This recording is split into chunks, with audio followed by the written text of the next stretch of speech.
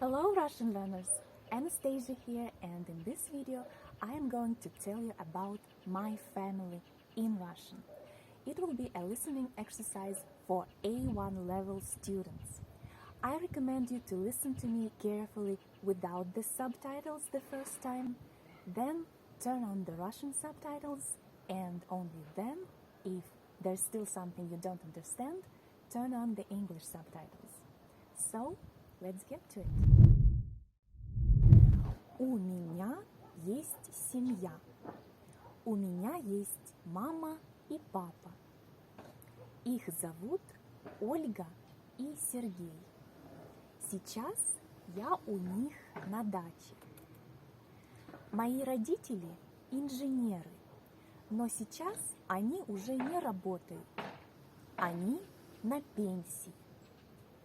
Раньше папа работал на заводе, а мама работала в издательстве. Еще у меня есть старшая сестра. Ее зовут Юля. Юля работает. Она программист. У нее есть дети. Их зовут Артем и Арина. Артем школьник, а Арина идет в школу в сентябре. Артем и Арина изучают английский.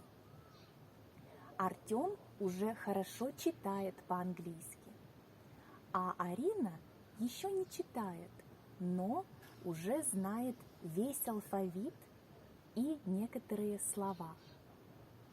А у вас есть семья?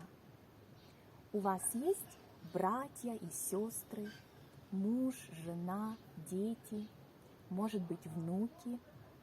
Напишите в комментариях. Мне будет очень интересно узнать о вашей семье. I hope it was useful. If it was, please like the video and write your answers in the comments. And I will see you in the next video. Пока-пока!